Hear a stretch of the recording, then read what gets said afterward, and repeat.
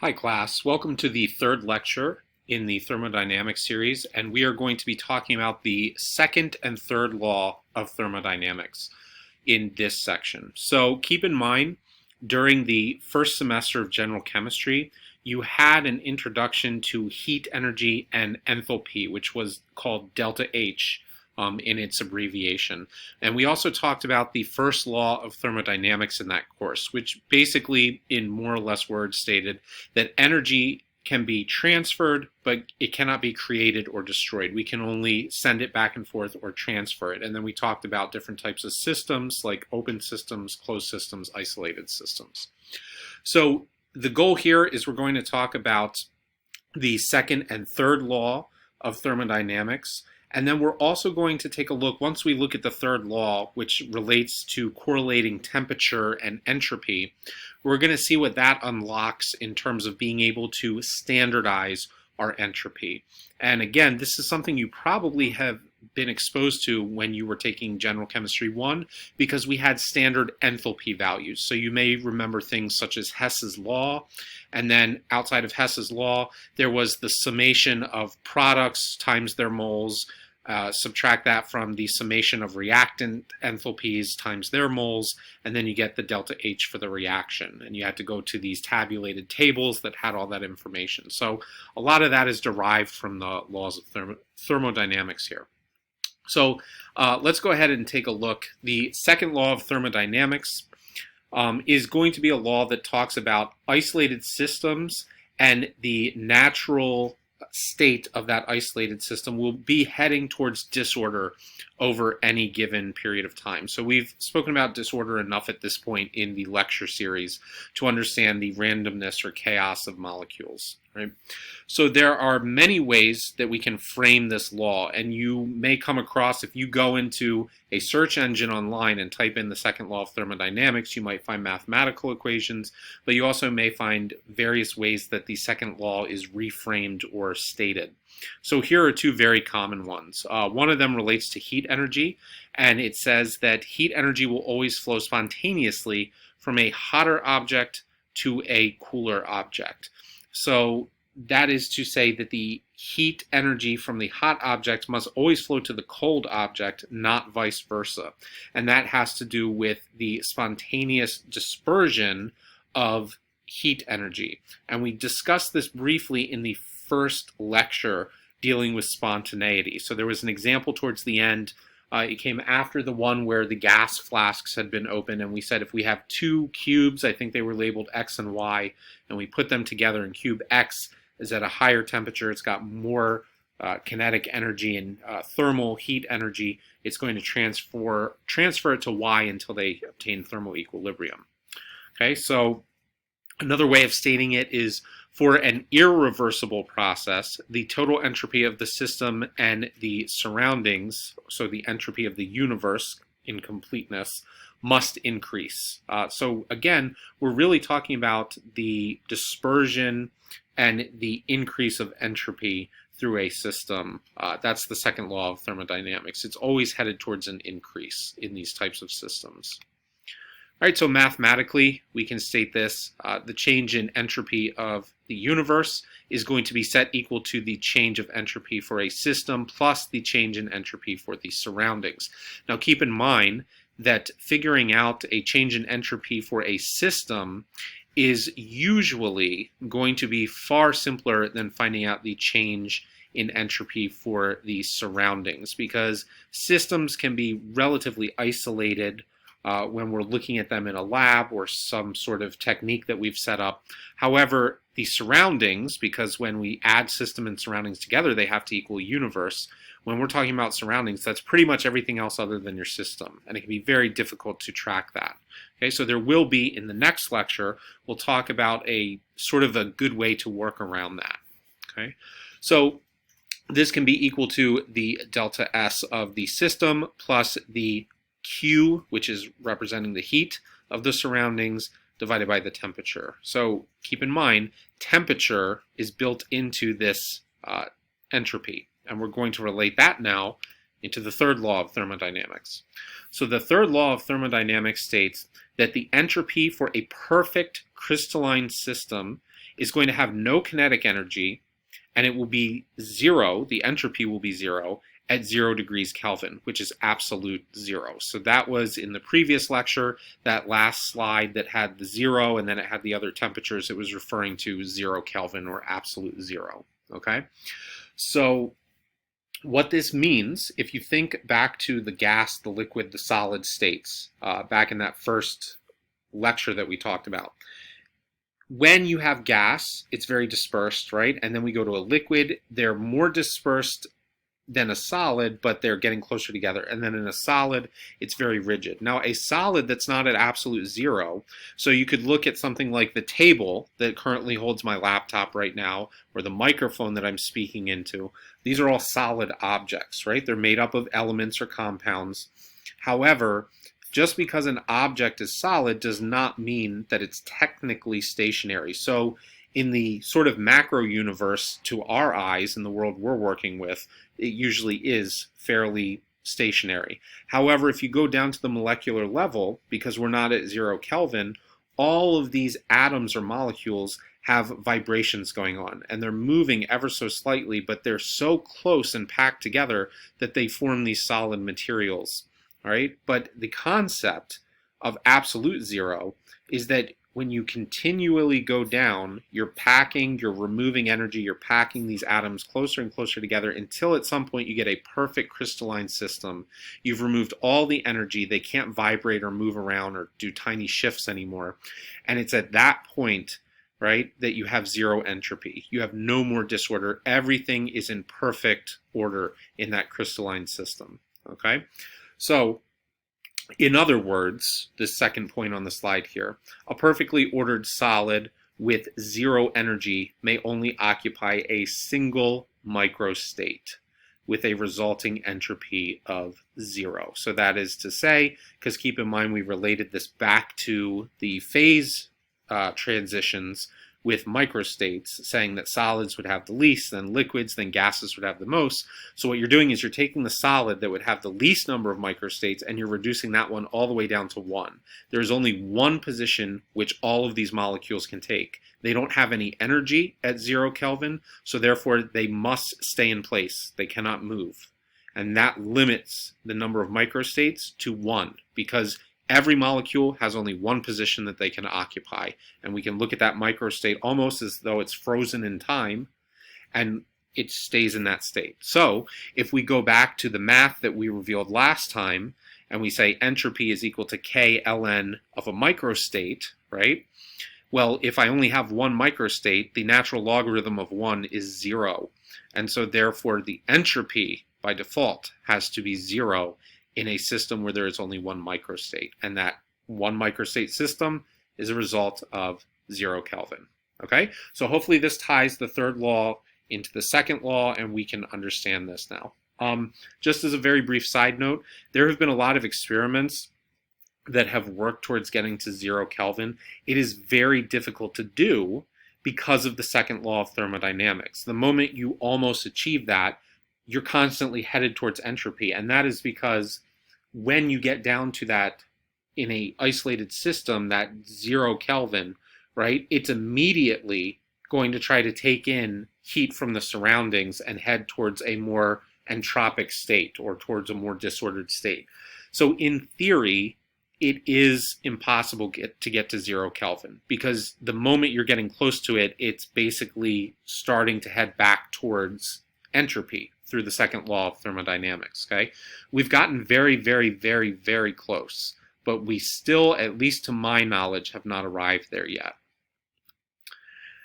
It's the standard around here. So let's talk about standardizing, because we were just referring to temperature with entropy, all right?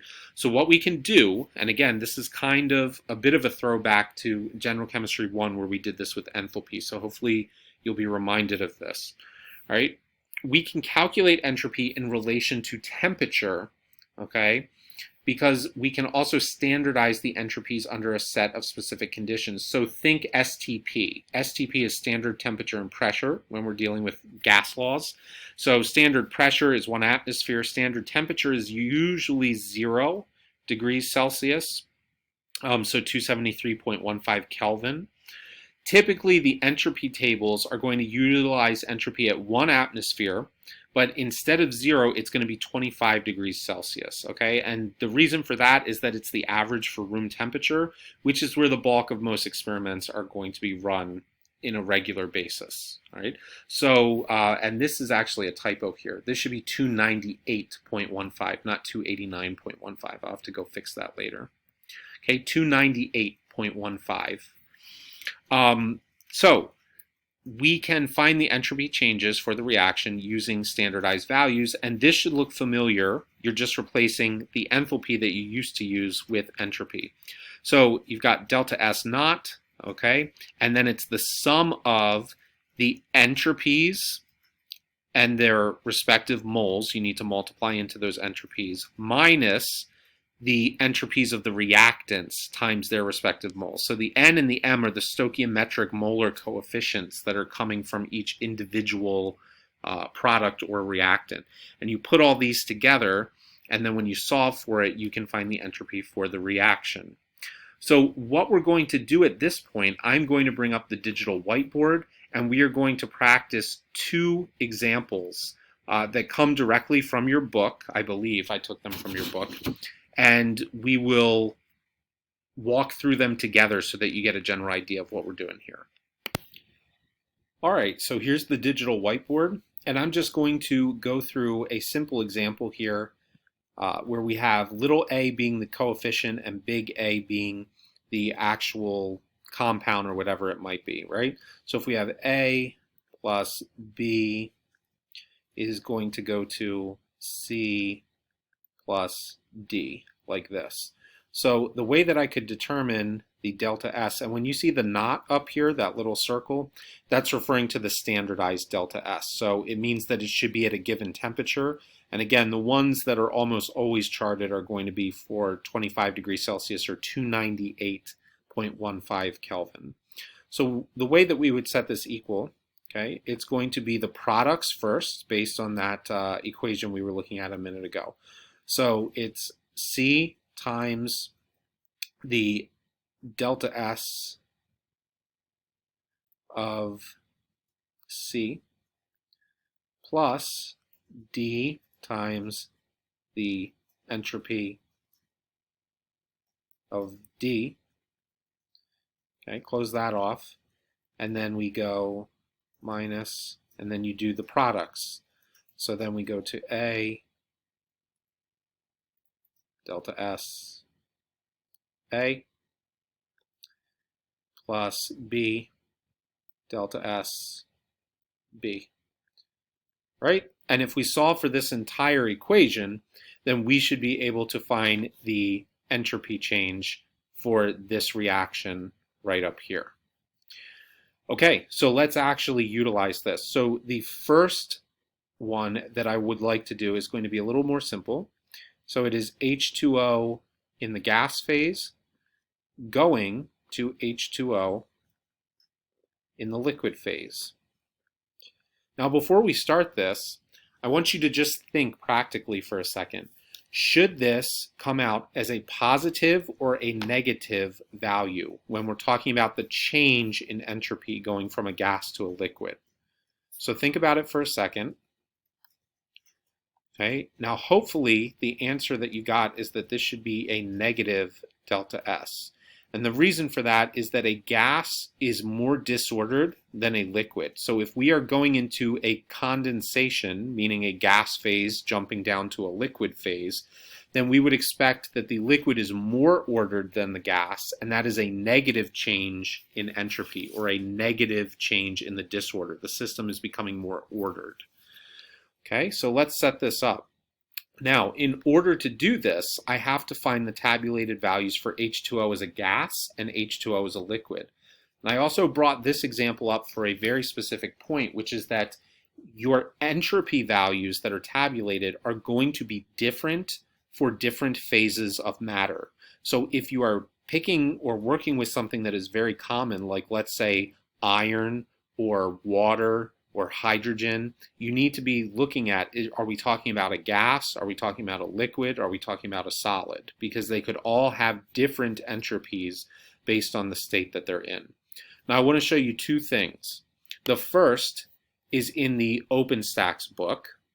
Okay, so if I go to the OpenStax book, I am in the third section. So it's 12.3 right now. And in this third section, this is their standard entropy table. You can see for 298.15 Kelvin at 1 atmosphere. So the values that I have here, okay, you can see the H2O liquid is 69.91. So when I use that in the equation in a minute, this is where it's coming from. The H2O gas is 188.71. You can see those entropy values are very different from one another when we're working with this. So you need to pay attention to the state that you're working with. Okay? Now, when we are working in Canvas, or when you are taking a test, you can go to that book, but there's a more comprehensive one. Okay, so this is standard thermodynamic properties. This is a PDF that is up in the Canvas section that the department has provided. And you can see this is very useful because you can go directly to any part of a table based on an element. So let's say that I'm working with methanol. Methanol is CH3OH, so it's a carbon-based material. I can come over here to carbon and find CH3OH as a liquid and CH3OH as a gas. And I can see the different values for the delta H, for the delta G, which is Gibbs free energy. That's going to be our next lecture. And then for the entropy. Okay, so just keep in mind whenever you're using these tables how to utilize them properly for the values that you're going to put in here. Okay, so moving back to our example here, and now you know where these numbers are coming from, and you are free to pause it and look and follow along. I'm going to set up the delta S for this phase shift. So delta S naught is going to be equal to, now remember the products come first, so you have to see, is this equation balanced? In this case it is, because all we're doing is a phase shift. So H2O and H2O, I don't need to do any sort of balancing there. Okay, so it's going to be 1, but if there was a different coefficient in front of this, I would need to put that coefficient there. And then for the liquid, if you go back and reference that table, it was 69.91. And its unit is joules per mole Kelvin. Okay, now, the next thing, because that is the only product, is to move to the reactants. So it's going to be minus, now I move to my reactants. Again, an implied 1 that's in front of that H2O gas, times, and the value here was 188.71 joules per mole Kelvin. All right. Now, what I would encourage you to do, if you've set this up, go ahead and pause the lecture for a second, put it into your scientific calculator, and see if you can get the answer.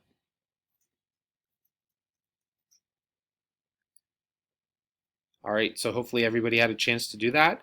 If you plug this in and you get all of your numbers to come out correctly, you should get negative 118.80 joules per mole Kelvin. Okay, and just to note, we said this should be negative because of the way that the phase change is occurring. We're losing the disorder, meaning it's becoming a more ordered structure. And sure enough, negative 118.80. Okay, now you need to pay attention here because when we're working with this, we need to make sure that we are obeying significant figures at all times. All right, so what we have here, we multiply, okay, the 1 is exact. You have 69.91, that's 4 significant figures, And then here you have 5 significant figures. Again, the 1 is exact. Now when we subtract, you're going to subtract this from this. Remember, the rule for subtracting with significant figures is you go out the number of decimal places to the value that had the least number. So each of these go out 2 decimal places. Therefore, our answer can go out 2 decimal places as we're working with this. All right, so the next one that I'm going to put up is a little more complicated. And then after we work through that one, we will go ahead and bring this lecture to a close so that we can move on to free energy and discuss that, as well as temperature's role in relation to free energy, enthalpy, and entropy. So let me put up the new equation here, and we'll take a look at that in 1 second. Okay, so here is the new equation. We are going to have 2 moles of methanol liquid plus 3 moles of oxygen gas, and that is going to yield 2 moles of carbon dioxide plus 4 moles of liquid water. So we want to set this up.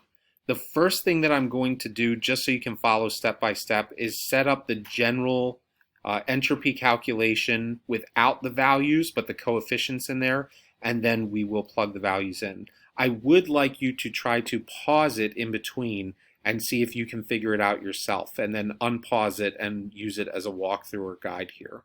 Okay, so for delta S, let's put that over here. Delta S naught is going to be equal to. Now let's get started with the products first. So the first product that we have is carbon dioxide. So we've got how many? 2 of the carbon dioxide, right? And then we're going to just keep the CO2 here as a placeholder. It's in a gas state. So what goes right here is going to be the S naught value that we find from the table. Okay, so it's going to be that plus I've got 4 liquid waters. Okay, so again, I'm just putting that there as a placeholder, and then hopefully you'll go to the table and find those values. Okay, that is it for the products. So now we go to the reactants. So for the reactants, I've got methanol as the first reactant. I have 2 stoichiometric moles of that. CH3OH, so liquid. And then I've got 3 moles of molecular oxygen, which is O2 as a gas. Okay, so there. So what I would encourage you to do at this point, okay, is to use this template, pause the video, and see if you can go into the table of your choice and find the values that you plug into each of these. It shouldn't be too difficult. All right, so pause the video. I'm going to start writing down here and filling these values in. So see when you unpause if your values match mine as you're going along with this. Okay, so it should be 2, and then the value that I have for the CO2 gas is 213.8, okay, joules per mole Kelvin, okay, plus 4, and we used this last time, the liquid water is 69.91 joules per mole Kelvin. All right, now just so that I don't run out of space, I am going to put a minus here, and then I'm going to put the reactants, right? So we can kind of chunk these together by solving this and then solving this, and we'll put a simplified version down there. So this is the reactant part that we're working on now. We got 2, and it's going to be, the value that I got was 126.8 joules per mole Kelvin, plus 3, and then the molecular oxygen came out at 205.03 joules per mole Kelvin. Okay. All right, now, what I would encourage you to do, hopefully you got this, okay, and it looks like this. You should now attempt to calculate these. You can chunk them off and calculate the top half, and then calculate this bottom half here, and we'll take the difference. So plug that into your scientific calculator. Again, give it a pause if you need to. but I'm going to continue here. So the delta S is going to be equal to, so for the top value, I got 707.24. Okay, and that is joules per mole Kelvin. And then for the reactant portion, I got 868.69 joules per mole Kelvin. Alrighty, so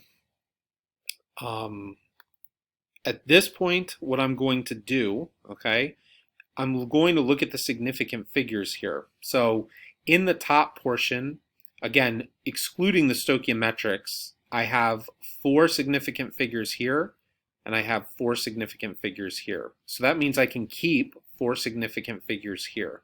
So I'm going to make this 707.2, okay?